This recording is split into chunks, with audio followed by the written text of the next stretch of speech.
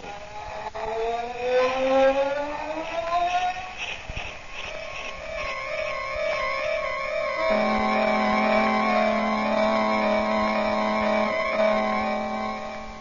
Sweeping down upon the underworld to smash gangland comes the friend of the unfortunate, enemy of criminals. A mysterious, all-powerful character, a problem to the police, but a true state of the law. In reality, Dan Garrett, a rookie patrolman, loved by everyone but suspected by none of being the Blue Beetle. As the Blue Beetle, he hides behind a strange mask and a suit of impenetrable blue chain armor, flexible as silk but stronger than steel.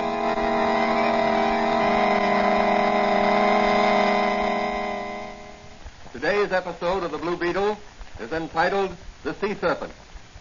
Rumors have reached the city that a sea serpent has been ravaging the nearby coast. Already, several bodies have been washed ashore. Each of them has borne the mark of a serpent's fangs. What is behind these rumors? Are they true? Is there really a sea serpent ravaging the coast? Or is there a definite plan on foot to frighten people away from the shore resorts?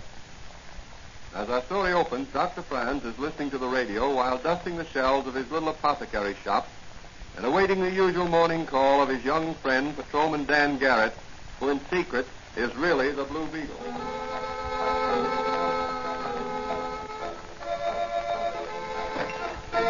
Morning, Doc.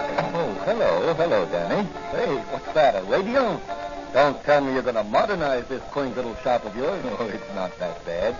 I just thought I'd like to have a little music once in a while. The customers also like to get the baseball scores and the news. Fine. What are you and Mike Manigan doing these days? Any special assignment? No, it's been a little quiet since we chased those racketeers out of Chinatown. What do you think about this Sea Serpent scare? I don't really know what to think. Are there such things as sea serpents, Doc?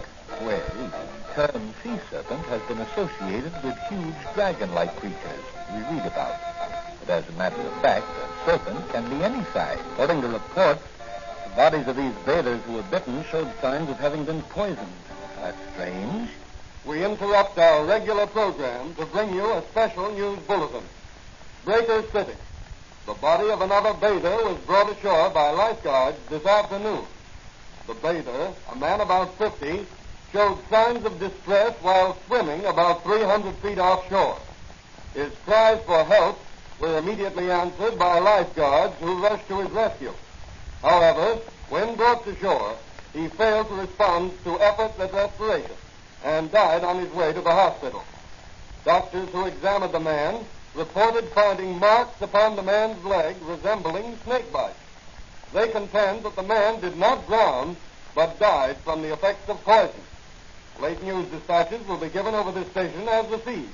We continue now with our regularly scheduled program. Very strange. Yes, in fact, I'd say the whole thing looks very fishy to me, if you'll excuse the pun. Well, what are you going to do about it? Well, our territory doesn't extend beyond the city limits, but I'm going to ask the commissioner to let Officer Manigan and me take a run down to Breaker City and see what we can uncover. That's a good idea, Danny. The sea air will do you good. If I go, I'll drop in to see you when I get back. Are you wearing the poison detector ring I gave you, Danny? Wouldn't be without it. You may find it useful on this case. Remember, the stone turns from green to yellow in the presence of poison. I know. Well, so long, Doc. If I catch a sea serpent, I'll stuff him and bring him back to you.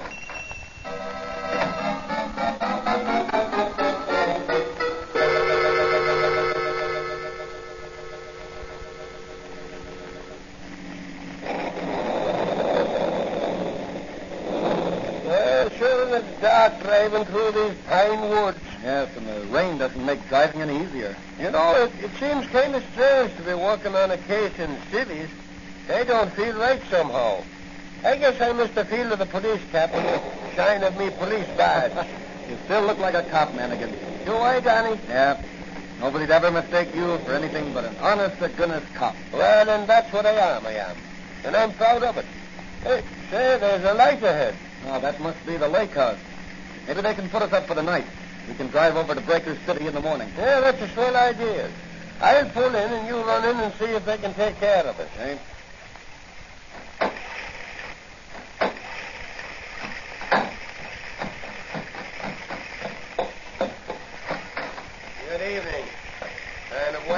night, isn't it? Yes. Well, weather for duck. Traveling far? My friend and I are on our way to Breaker City. We saw your lights and decided to stop off for the night. Are you the clerk? I'm the owner. Own several hotels around the lake here. Oh, I beg your pardon. Got any accommodations? Sorry, but we're all filled up. Business must be good. Or has the rain forced the tourists inside? Yeah, it isn't the rain. We're having the best season we ever had. Is that so?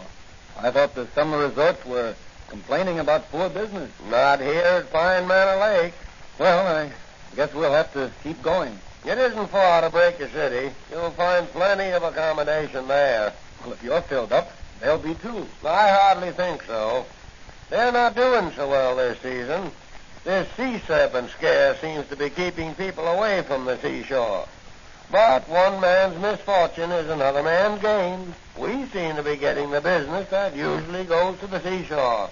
Is that so? Well, that's very interesting. Good night. I'm more anxious than ever to get to Breaker City.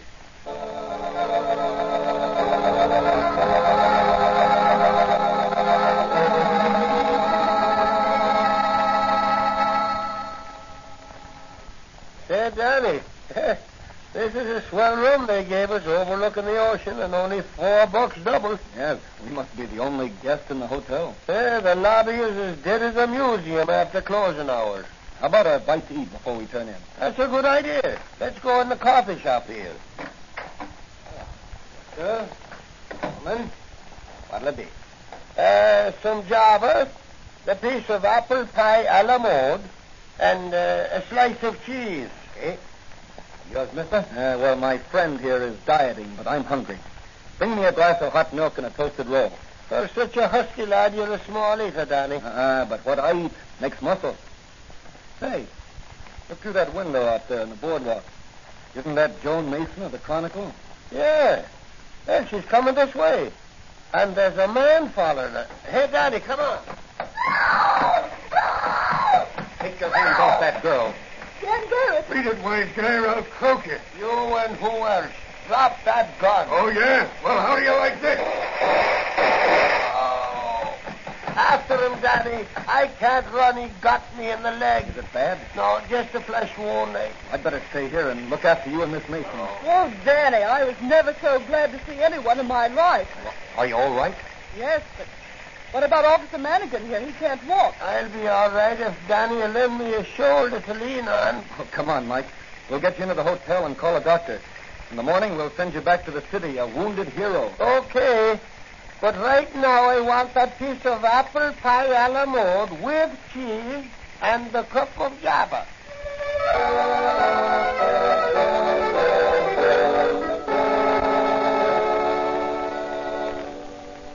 You say, Joan, you talked with one of the lifeguards who's made several rescues? Yes, I told him I was investigating the Sea Serpent story for the Chronicle. Well, what did he say? He said that in each case he'd seen, something that looked like a serpent's tail lash out of the water just before the victim cried for help.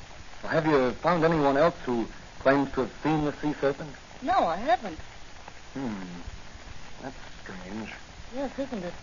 Where did you pick up this man who was following you? In a restaurant on the boardwalk. He came in while I was eating and followed me when I left.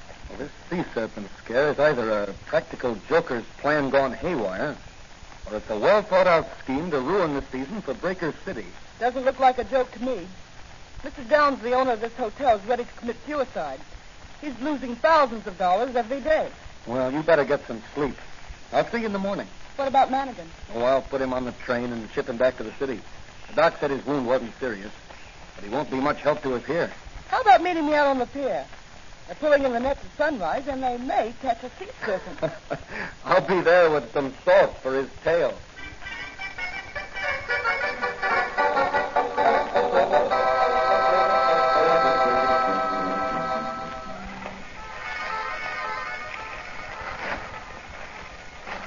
Hey, we better hurry, Joan. They're starting to haul in the nets. I'm right with you. Oh, there's Mr. Downs.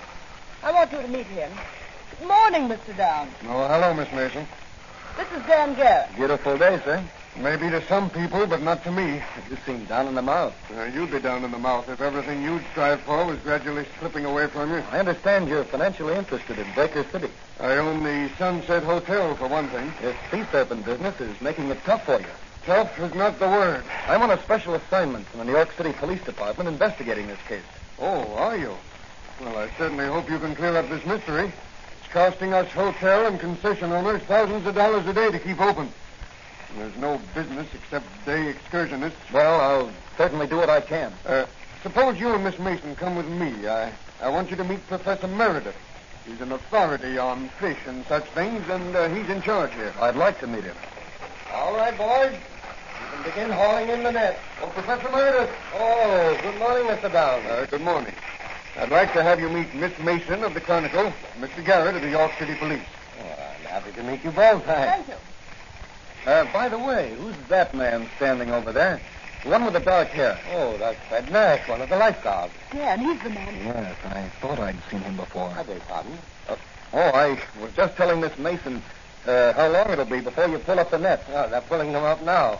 In just a moment, we'll discover if our haul contains the sea serpent. All right, men. Bring the net over the pier. Let's keep the sides up. We don't want to lose any fish. Okay. I've got it. I'll lower it a bit. Well, that's quite a haul. Plenty of variety, Professor. Aren't those sharks there? Yes, small ones. There are several skates, weak fish, and camelback. There's one there that looks like a balloon. Oh, that's a blowfish. Well, there's a sea serpent. Only a Neil, Miss Mason. But a big one. Well, I guess we'll have to try again. What's the use, Meredith? You won't find anything. We might as well admit we're licked and close up. I'd give a lot to know just what's out there. Well, I'm going to find out if it's still there. Why, what are you going to do? I'm going to find out if these waters are safe to bathe in. Mr. Downs, you're not thinking... Yes, I am. I'm going into that water.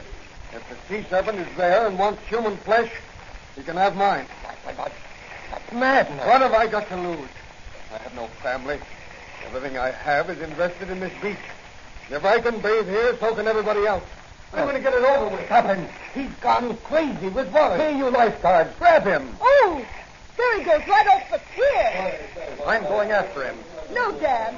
There go the lifeguards. They'll get him. Keep your eyes on them, everybody. I'm going in, too. No, Danny, no. Let go of me, Jones. I'm going out in that rowboat under the pier. Look, Mr. Downs is swimming away from the guard. He's a strong swimmer. Whatever made him do it? This thing has preyed on his mind for a long time. Look, one of the guards is calling for help. One of you men run for a doctor. And phone the lifeguard station for a pulmotor. Look, Mr. Downs has grabbed the lifeguard and... Something's happened to Downs. He's let go of the lifeguard and it's sinking. Hurry, Daddy, with the boat. Oh, the serpent's got Mr. Downs. He's got him. I know it.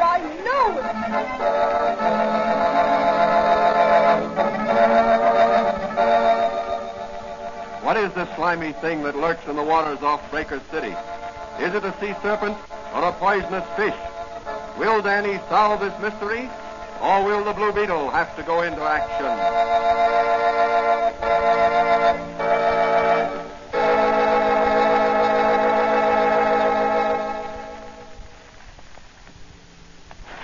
Time later at the Breaker City Hospital, Dan Garrett and Joan Mason are waiting outside one of the private rooms for Professor Meredith.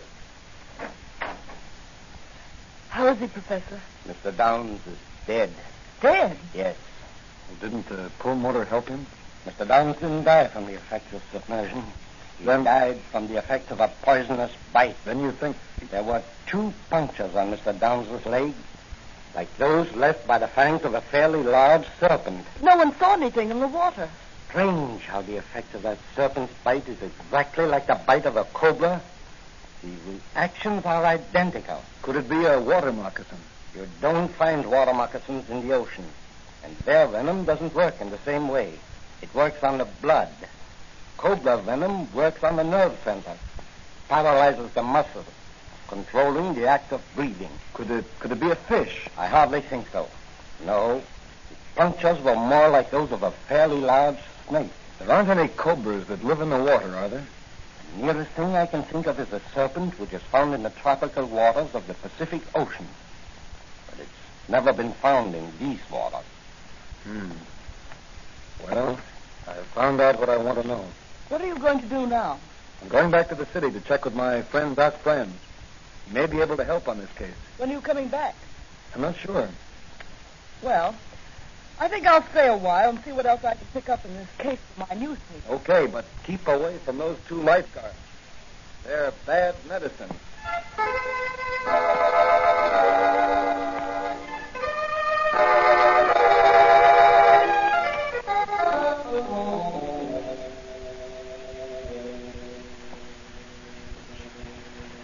So you suspect the 2 lifeguards of being implicated in these deaths? Yes, I do. I'm convinced of it. What makes you so sure? All the time I was rowing the boat with the 2 lifeguards and Mr. Downs back to shore, the stone in the poison detector ring was bright yellow. But perhaps the poison in Mr. Downs' body. No. You see, after they took him away, the stone was still yellow. What about the man who tried to abduct Miss Mason and shot Lanigan? Didn't you say he resembled one of the guards? He was one of the lifeguards, but I didn't let on I recognized him. I didn't want to spoil my chances of getting enough evidence to convict him in this larger case by showing my hand in the case of simple assault. Very wise, very wise. Well, what are you going to do now? Put on my Blue Beetle armor and mask and... I'll answer it. Hello? Patrolman Dan Garrett? Yes. Yes, he's here. It's for you, Danny. Long distance. Long distance. Probably Joan Mason. Hello? Oh, hello, Professor Meredith. What? Joan Mason has disappeared? But she hasn't checked out of the hotel? Well, I can't get down there myself, but I'll see that several of our best men are sent down right away. Thanks for calling. Goodbye. What's the trouble, Danny? It looks as if someone had kidnapped Joan Mason. Help me with my Blue Beetle costume, will you, Doc? Why, certainly, Danny, certainly. Where are you going? I'm driving down to Breaker City. But you just told Professor Meredith you weren't coming That's down. right. Dan Garrett isn't. But the Blue Beetle is.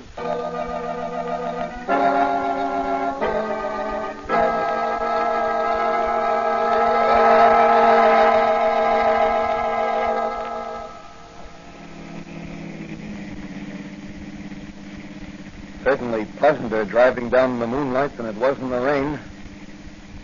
Oh, there's somebody walking ahead of me in the road.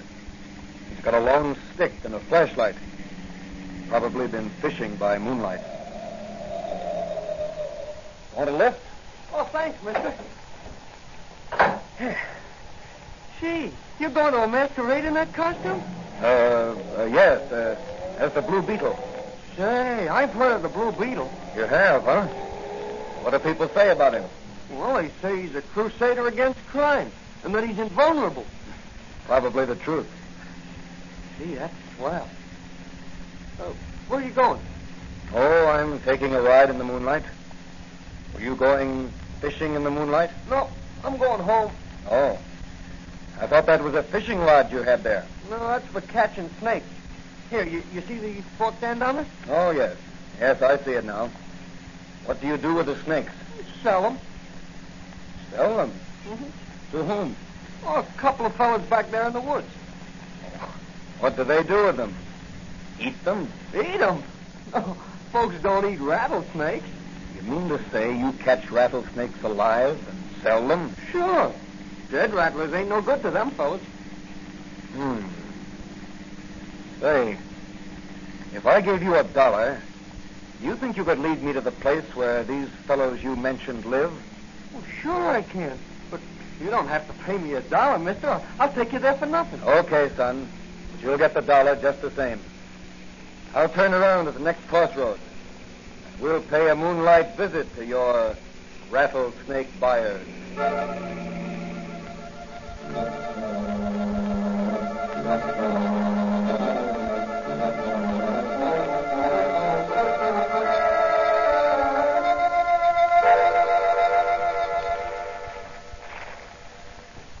So, Miss Mason, it's very unfortunate for you that you got as far as you did with your investigation. I'm sure your newspaper will miss your valuable services. What are you going to do with me? Make sure you won't disclose the information you have to anyone. You can't get away with this. Oh, you are in error, Miss Mason. We have gotten away with it in the past. We will again. The vacation business has been detoured to Pine Manor Lake. It will still follow that detour after your body is found floating in the ocean, a victim of a poisonous sea serpent. You wouldn't dare. Wouldn't dare? Fred, Joe. Yeah, boss? Suppose we leave Miss Mason with the Rajah there for a while we step outside. Her education has been neglected. She has never met a 6-foot cobra. No. You can't do that. You can't. Raise the lid of his cage and let him... The Blue Beetle.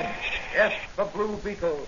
And he's going to nip harder than your cobra can strike. Open the cage, Joe, then dive out the window. I've got the Blue Beetle covered with this gun. Save your bullets. You can't injure the Blue Beetle. Is that so, wise guy? Well, how do you like this? Oh, let that be a lesson to you. Never telegraph your punches. Back up, you Blue Beetle. No, you don't. Well, how do you like this, Blue Beetle? A rattlesnake around your neck. You're a fool. No snake can bite through this chain armor. Here, I give it back to you. Ah, take him off. He'll kill me. You're yellow when you're cornered, you murderous crook. Look out, Blue Beetle. Don't tear over the King Cobra's cage. Get me out of here. Take him off. Get me out of Wait. here. I'll paralyze him with my magic ray. There. That'll hold him for a while. Now for the one around your neck, Slavitt. There. I should have let you die the agonizing death some of your victims have died. I'm bitten. I'm poisoned. I'm going to die. Not by poison, Slavitt. The law will take care of you in the proper manner. Here, Miss Mason, give me a hand. We'll handcuff these lifeguards to the snake's cages. They're still unconscious. Now, put these snakes back in their cages. There. You certainly have a powerful punch, Blue Beetle. I need that power. Now, Mr. Slavitt, we'll take care of you. Keep them away from me. Keep the snakes away from me. Here, get in this room here. What are you going to do with me? Don't let them at me. Don't let them Get at me. Don't let up. them Here, get up on this chair and climb up onto those rafters. Oh, I can't. Now, I'll just pull the King Cobra's box over here, under you, and open the lid. Then we'll shut the door and let the Cobra guard you till the police arrive. I don't think you'll try to escape. Come on, Miss Mason. I'll drop you off at your hotel. You can phone a front-page scoop for your paper. And the heading will be Sea Serpent Hoax Exposed. Murderous racket smashed by the Blue Beetle.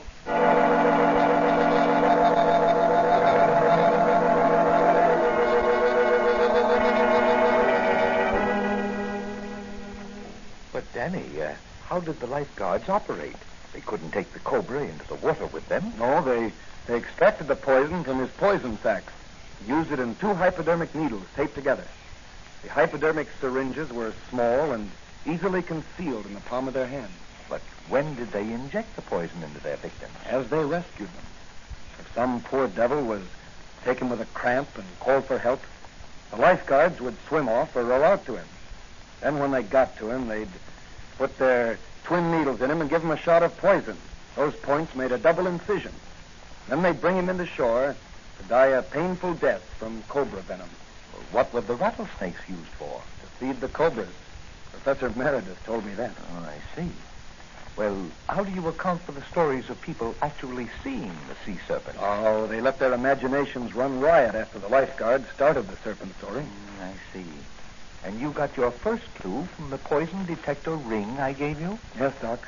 It was your gift to me that really saved the businessmen of Breaker City from ruination. Well, you did a good job, Danny. Yes, but I'm glad it's over.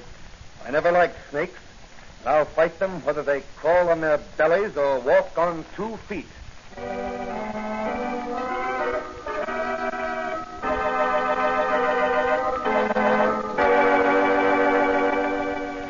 And so another fiendish racket was smashed by the Blue Beetle.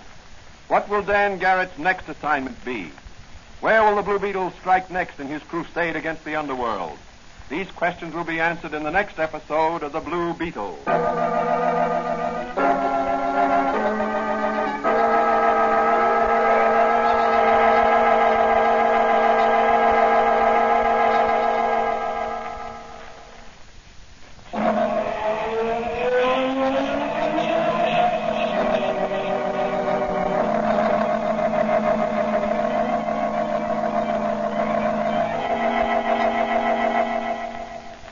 Beetle is a copyrighted Fox feature appearing in Mystery Men Comics magazine on sale at your newsstand. The Blue Beetle is on the air twice a week on this same station. Consult the broadcast schedule in your local newspapers. And don't forget to listen in.